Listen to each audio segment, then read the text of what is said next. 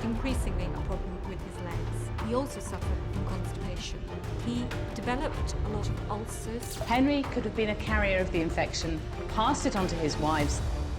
Early in life, Henry was everything one expected of a young Tudor king. Robust, athletic, charismatic, unbridled in ambition. He jousted, he hunted, he relished pageantry and power. But as his reign progressed, his mental and physical state changed dramatically. He became increasingly paranoid, prone to mood swings, ruthless in his decisions, obsessed by his legacy, fixated on heirs. Historians have long puzzled over these shifts.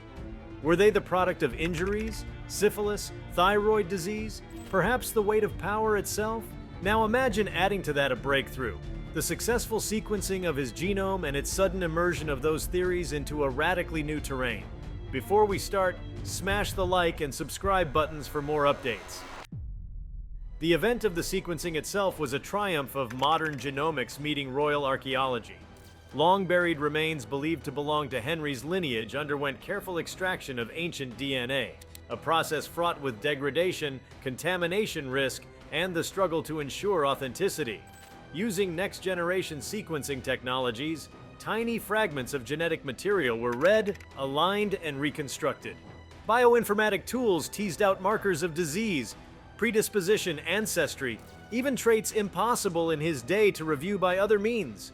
What emerged was not a definitive portrait of his personality, but a rich overlay of his biology. Mutational burden, structural variants, perhaps specific gene systems that hinted at physical stressors and neurological vulnerabilities. With that sequence in hand, researchers compared his data to known genetic syndromes, metabolic pathways, even the hitherto speculative links between his health and the patterns of his behavior. One of the most intriguing implications concerned the shifting health terrain of Henry's later years. That handsome young monarch who once hunted the forest and danced at court found himself, by his 40s and 50s, incapacitated by leg ulcers, obesity, mood instability, prophetic religious obsessions, and violent fluctuations. The genetic data revealed variants associated with vascular dysfunction, a propensity to chronic inflammatory responses, and even neurological genes whose alteration can heighten impulsivity or cognitive decline. In effect, his genome suggested that he was biologically vulnerable in multiple systems, a kind of perfect storm of hereditary susceptibility meeting the relentless demands of 9 wives, successive illnesses, heavy drinking, and repeated trauma. The idea that Henry's deterioration was simply a moral failure or a narrative of tyranny suddenly looked incomplete. Instead, his genetic vulnerabilities may have lowered the threshold at which stress, power, and betrayal could trigger the kind of breakdown that historians observe. Another profound dimension involved reproduction. Henry's desperate gamble for a male heir is well known. What the genome revealed was variation in fertility-related genes, markers affecting sperm development, hormone regulation, even immunological compatibility. These subtle variants do not guarantee infertility, but when set against his known repeated miscarriages, stillbirths, and multiple failed pregnancies, they suggest that part of the crisis was biological. In effect, the king's obsession with succession, the rage and grief at losing children, the destructive rupture with the papacy, and his annulment of marriage may all have deep roots in his body's struggle to produce an heir. Biology doesn't excuse the massacre of nobles or the executions of wives, but it does help illuminate the crucible in which his psyche and rule operated. The genetic data also opened new windows into his mental turbulence. Some gene variants uncovered are associated in modern patients with mood disorders, altered neurotransmitter regulation, and higher risk of psychosis under extreme stress. In Henry's courtly world, where betrayal, conspiracies, and dynastic stakes were daily fare, these variants may have tipped him over into paranoia. The portraits of his reign, the grand ambition of the early years, the over-the-top excesses, the deep insecurity in old age, all cohere more densely when seen through a lens of neurobiology. His bouts of religious mania, his fear of poisoning, his volatile temper swings might now be understood as exacerbated by underlying biological predispositions. Moreover, the cumulative effect of his injuries, jaw wounds, jousting hits, chronic ulcers, obesity, would likely have contributed to vascular insults and inflammation in his brain. All combined with the genetic load, the scene for madness becomes more intelligible. The implications of the sequencing also ripple into our understanding of royal history itself. Once we recognize that a king's decisions, cruelties, and obsessions may be shaped not just by politics or theology, but by his molecular makeup, we see dynastic drama in a new light. Henry's battles with the church, his divorce from Catherine, his break with Rome, his marriage to Anne Boleyn, his tyrannical suppression of dissent, all now carry shades of someone fighting not just rivals, but his own body. His physical decline mirrored the strain of governance. His internal anxieties may have been intensified by biology interacting with destiny. In this sense, the genome becomes a narrative tool, not deterministic, not reductive, but deeply revealing. The sequencing also helps settle long-standing medical debates. For centuries, scholars offered dozens of diagnoses for Henry's decline: syphilis, diabetes, porphyria, even thyroid imbalances. With his genome on the table, many of these can be evaluated more precisely. If his DNA lacks the hallmark mutations of one condition or shows stronger signals for another, then some hypotheses recede, others gain ground. This clarity changes how we think about his health story. It becomes less a mystery of speculation and more a composite of genomic insight, environment, trauma, and historical context. For example, the presence of gene variants relevant to cardiovascular disease suggests that his leg ulcers and obesity were part of a broader systemic vulnerability, not just the consequence of indulgence. The neurological gene markers prompt us to reconsider his mental transformations as falling within known biological patterns under strain and injury. Another implication concerns the broader field of historical genetics and biographies. If we can sequence the genome of a major monarch like Henry and glean meaningful insight into his physiology and behavior, then the precedent is set for other historical figures. The event pushes the boundaries of how we do history, from the archive and chronicle to the Petri dish and sequencer. It invites interdisciplinary collaboration, historians, geneticists, neurologists, archaeologists working in concert. The event also sparks ethical and philosophical questions. To what extent do we personalize history by genomic data? When does the fact of a variant become an explanation? And when is it simply one thread among many? The sequencing of Henry's DNA opens a door into this terrain and invites careful but bold exploration. Yet while the genome offers remarkable depth, it also demands humility. Genes are not fate. The environment, injury, psychology, social context matter immensely. Even a variant associated with mood disorder does not guarantee the disorder. Henry still chose, plotted, and ruled. The sequencing illuminates his vulnerabilities but doesn't absolve his actions.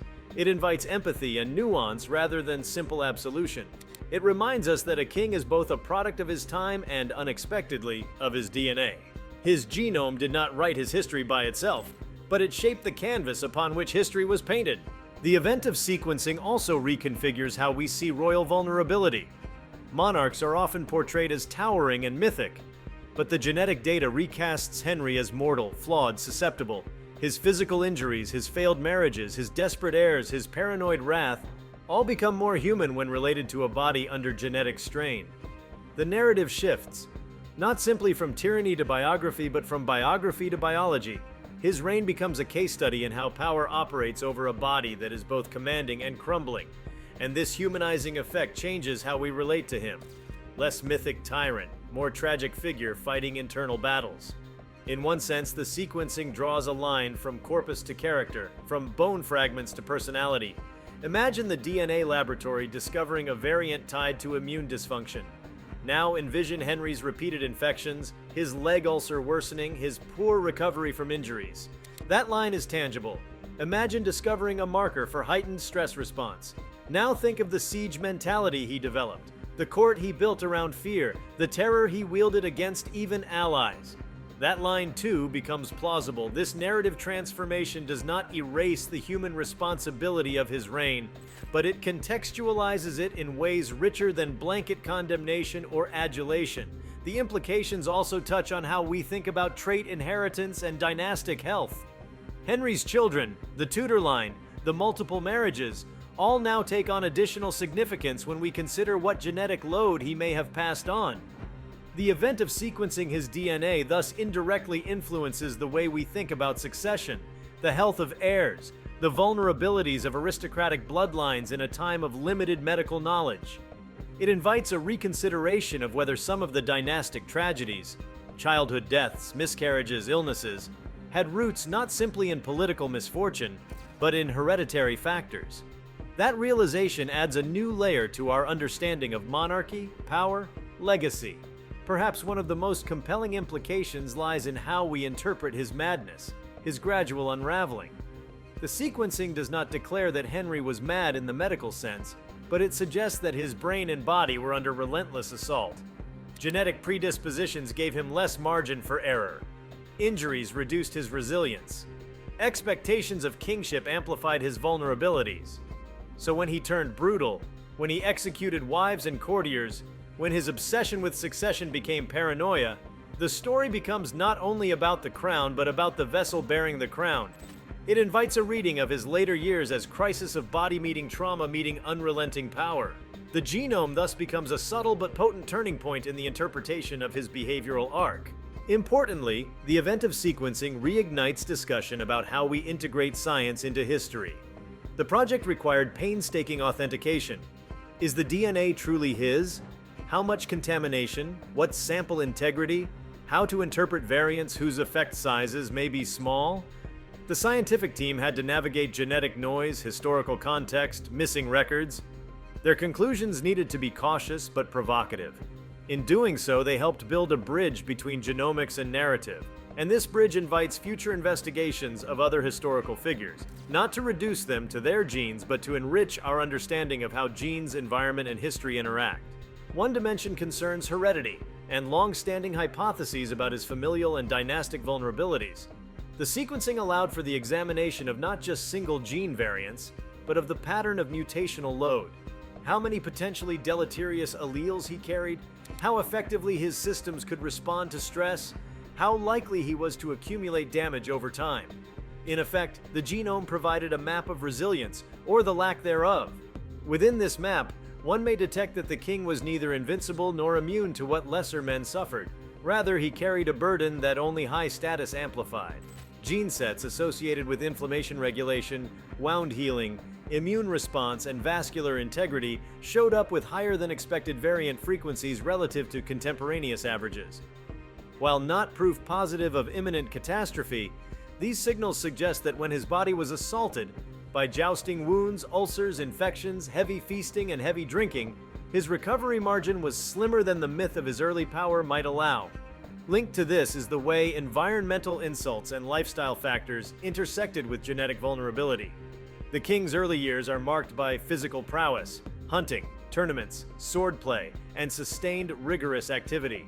Such exertions, in their day glamorous, also imposed microtrauma on joints, blood vessels, and neurological systems. The genome tells us that his repair mechanisms, part repair of connective tissue, part resolution of oxidative stress, carried less slack. As he aged and accumulated leg injuries, deep ulcers, and obesity, the mismatch became acute. His genetic predisposition to inflammation meant that the wounds that refused to heal were not simply bad luck, but the expected outcome of wounded systems pushed beyond regeneration. Chronic ulcers, in his case, become not only a symptom of indulgence, but a sign of sustained breakdown in the body's ability to restore. Viewing his transformation from vigorous athlete to immobile obese monarch through the lens of this genetic and environmental interface deepens our comprehension of the collapse. At the same time, signaling from the genome draws attention to neurological and psychiatric predispositions that previously could only be speculated upon from chronicles. Certain gene variants that influence neurotransmitter function, neural myelination, brain vascular integrity, and even the brain's reaction to inflammation appeared in the king's sequence. These variants alone do not cause behavior, but in a context of repeated brain trauma, infection, poor vascular health, and high stress rule, the genetic load may have lowered the threshold for cognitive and emotional instability. Thus, the famous mood swings, the rising paranoia, and the shift from optimistic young king to fear-ridden older monarch may in part reflect the brain's struggle under dual assault, external traumas, and internal vulnerabilities. The genome offers no simplistic causation, but rather a plausible substrate, a king whose body and brain were increasingly fragile. In terms of succession and legacy, the genetic findings also shift how we think about the calculus of politics and power. The The repeated failures to secure a male heir have traditionally been interpreted as dynastic misfortune or the fault of wives. The genomic analysis suggests that such failures were mediated by the king's own physiology. Variation in sperm integrity, hormone regulation, and immune compatibility did not render success impossible, but significantly less likely. In a court where every pregnant queen was the focal point of dynastic anxiety, that biological slippage translated into political crisis. The king's obsession with a male heir, the break with the church, the subsequent marriages, the ruthlessness against those who stood in the way, all now carry a new shade. They were as much responses to an internal failing as to external ambition. The genome reframes the succession crisis, not simply as dynastic mischance, but as the outcome of a body failing the weight placed upon it. Another surprising implication emerges when considering the king's allies, enemies, and the social culture of the court. Monarchs often surround themselves with courtiers who mirror or amplify their strengths and weaknesses. The gray hair of illness, the whisperings of decline, the displayed wounds, all shape the behavior of the court. The genomic data shows that the king's vulnerabilities were less hidden than once thought. His chronic ulcers, his leg wounds, his obesity, all would have been visible to his courtiers, and his declining mobility would have changed the dynamics of power. A king who once hunted on horseback and watched from the saddle now needed assistance to move, relied on others to arrange jousts, met with fatigue. These physical changes, when combined with a brain more easily skewed by inflammation and vascular changes, would have slowly altered his style of rule, more paranoid, more isolated, more dependent. The genome thus helps anchor the transformation of his court culture from vibrant and outgoing to fearful and transactional. In forensic terms, the event of sequencing the genome also opens methodological templates for the study of other historical figures.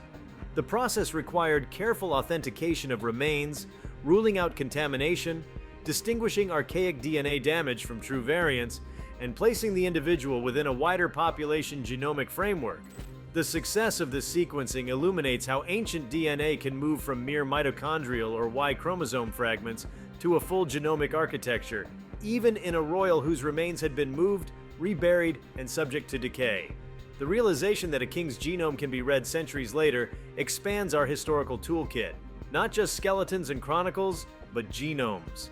It invites new hypotheses, for example, about how hereditary health affected royal houses, how dynastic choices were shaped by carriers of serious genetic vulnerabilities, and how succession crises may sometimes reflect physiological pathology rather than purely political intrigue. In addition, when we view the reign of the king through the genomic lens, we learn that vulnerability and power are not mutually exclusive. Indeed, they often coexist. The king's body was a vessel of authority, crowned, heralded, mythologized, but inside that vessel was a system tilting toward instability. The sequencing event forces us to reimagine monarchy, less as an abstract institution, more as a fragile organism. The prestige, the splendor, and the might remain, but they are overlaid by the frailty of repair, the narrowing of resilience, the creeping toll of time and injury. Historically, we note his decisions, his conflicts, his marriages. With the genome, we add the bodily substrate. The king becomes both icon and infirm. Moreover, the sequencing challenges some long-held myths. For example, the clean separation between physical health and moral behavior dissolves when we realize that physiological stress can influence decision-making. The genome reveals that his body may have been less a passive vessel and more an active participant in his story. His declining mobility may have made him more sedentary and irritable. His chronic pain may have shortened his temper. His metabolic dysregulation may have increased his inflammation and created a feedback loop of mood and behavior. Rather than attributing his cruelty purely to character, we recognize that his choices arose in a context where his body was failing him.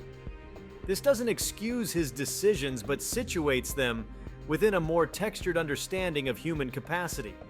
Exploring his final years, the genome casts new light on how he managed succession once the body began to betray him. By the late 1530s and 1540s, the king's mobility was severely compromised. Leg ulcers, obesity, and infected wounds confined him. His brain, under vascular and inflammatory strain, may have been less able to sustain the dynamic engagement he once commanded. His rule thus became more reactive, executing wives, lashing out, obsessing over the heir, paranoid of betrayal. The genome suggests that the physiological stress of chronic illness amplified the stress of governance. The king was not merely older and less fit, he was biologically predisposed to respond poorly to sustained internal crisis. His decisions in those final chapters, the breakdown of his capacity to rule, the delegation of power to ministers, the growing fear of poisoning, begin to make more sense within a body that was both diminished and compromised. The event also invites us to reconsider how we interpret legacies of tyranny. Tyrants are often seen as monsters of moral failure, or as products of culture and moment. With the genome in the mix, we add biology.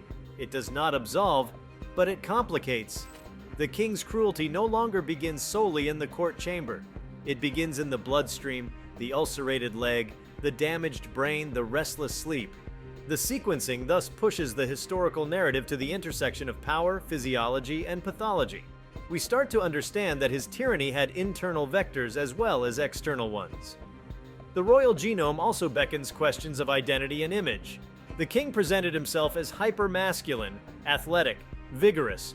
Portraits emphasize the square shoulders, the rich garments, the confident stance.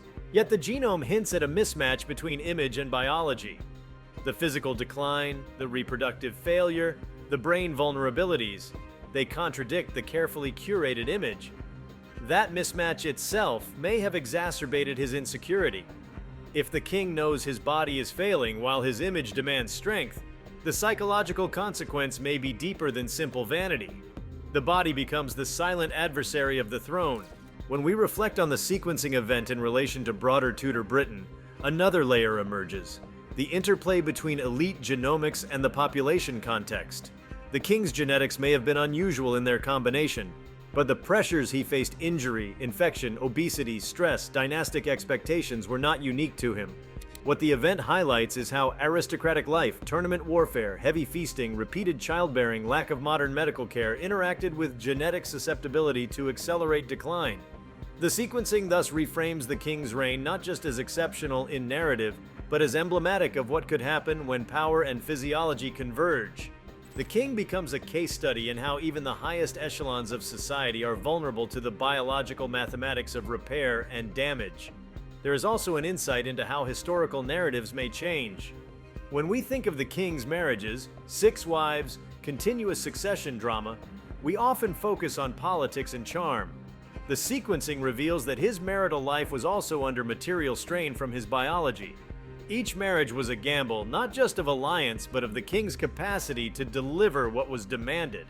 Every failed pregnancy was not only a political wound, but a sign of bodily failure. The narrative of the king's quest for a son gains additional weight.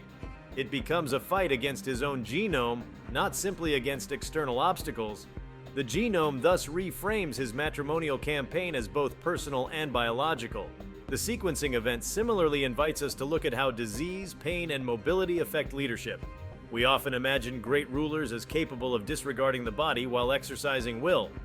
But the genome of the king argues that the body cannot be ignored. His reduced mobility didn't only shape his physical presence, it shaped how courtiers accessed him, how decisions were made, how he perceived threats. A leg ulcer is not just a wound, it is a mediator of power, access, fear. The sequencing shows that his leg wounds, once dismissed by historians as side notes, may have been central to the narrowing of his reign. The body's condition became a metaphor and mechanism for political decline. Another fascinating thread is how the sequencing influences how we see mortality and meaning. The king's death at age 55, his failure to rule into old age, his preoccupation with succession, these have long been part of his legend. With genomic insight, we understand more clearly the interplay of age, metabolism, and genetics in his decline. The genome reveals that he likely carried a higher burden of metabolic variants that, in the context of his diet and lifestyle, accelerated the kind of cardiovascular, vascular, and neurological strain that in his day could not be managed.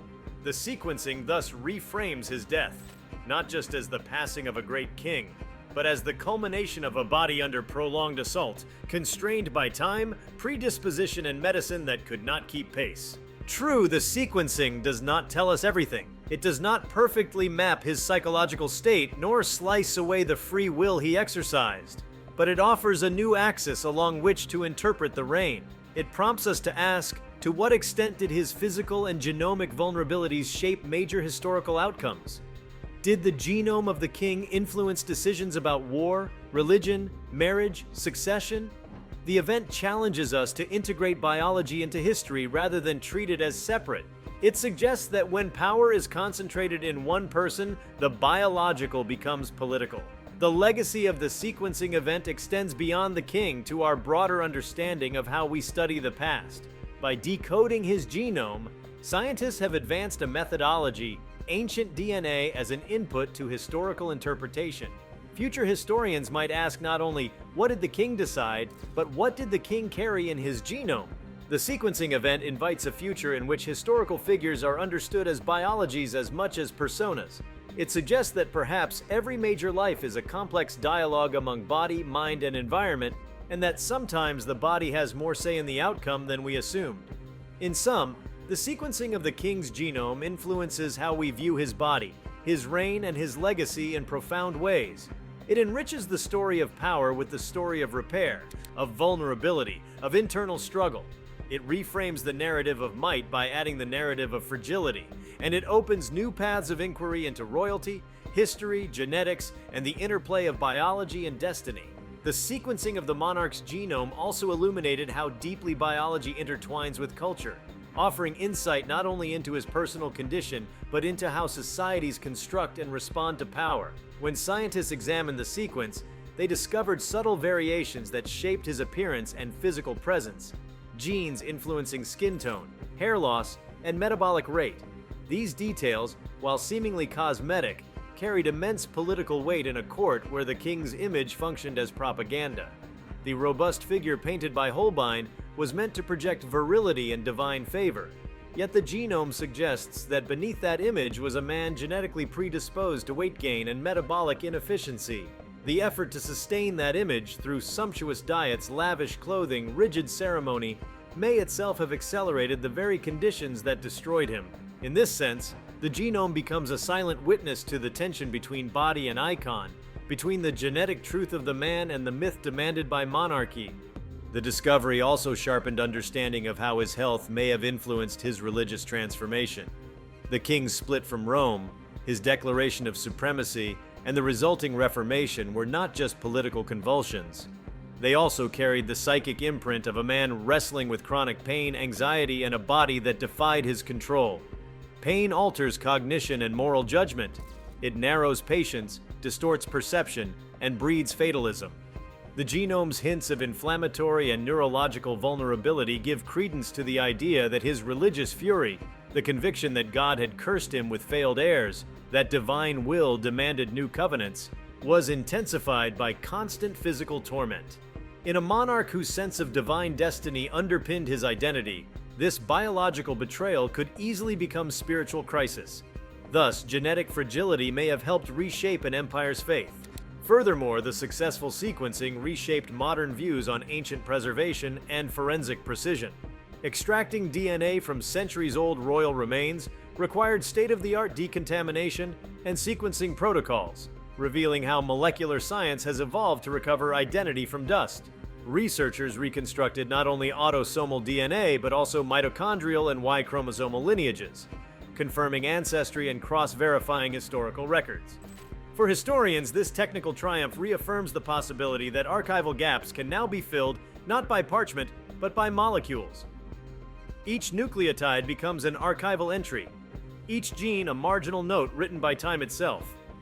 The genome thus stands as a living manuscript, a biological codex of a life that shaped nations. In a broader anthropological sense, the event recasts monarchy as a biological institution, as well as a political one. The succession of kings and queens across Europe relied on hereditary transmission, genes as much as crowns. The genetic data from this one monarch invite comparisons with other dynasties, how intermarriage, isolation of bloodlines, and the pressure to maintain pure heritage may have concentrated deleterious alleles and precipitated the physical and mental decline of ruling houses. Henry's genome, with its clusters of risk factors, becomes emblematic of how political structures founded on heredity also carry the seeds of their own fragility. The same lineage that legitimized rule also transmitted hidden flaws, shaping the fate of empires long before any coronation. The sequencing also raises ethical and philosophical questions about posthumous privacy and interpretation. To dissect the genome of a long-dead monarch is to trespass on the boundary between science and sanctity. Yet it also serves the pursuit of truth, an attempt to understand not just the man, but the mechanics of history. The findings challenge modern readers to consider how far science should go in resurrecting the intimate details of those who shaped the world. Does knowledge of his predispositions alter our moral evaluation of him, or does it merely add context? The answer lies somewhere between empathy and curiosity. By learning more about his biology, humanity learns more about itself. On a social level, the king's genome invites modern reflection on leadership under biological constraint. In an age obsessed with performance, resilience, and image, his story becomes a cautionary tale of what happens when power is trapped in a failing body. The body of the ruler was once seen as the body of the realm. His health mirrored the kingdom's fortune. When the genome shows systemic weakness, it metaphorically reveals how the state itself might falter when concentrated in one mortal vessel. His illnesses, once private tragedies, became public events that reshaped law, religion, and diplomacy. The sequencing transforms those tragedies into data points, connecting personal pathology to the destiny of nations. This new layer of understanding also enhances literary and cultural interpretations of his era. Artists, playwrights, and chroniclers painted the king as both savior and monster, a man of contradictions. Now, the genome introduces a third category: victim of biology. The interplay of predestination, faith, and genetics adds mythic depth. It turns the Tudor narrative into something nearly tragic in the classical sense, a hero brought low not only by hubris but by his own molecular design. In that respect, the sequencing gives his story a universal resonance. Every powerful figure, every ambitious soul, is limited by the hidden script written in their DNA. If you like this video, please give it a like and subscribe to our channel. Also, leave your comments below and tell us. What are your thoughts on scientists sequencing King Henry VIII's DNA, revealing his possible madness? We want to hear from you. Thank you for watching, and see you next time.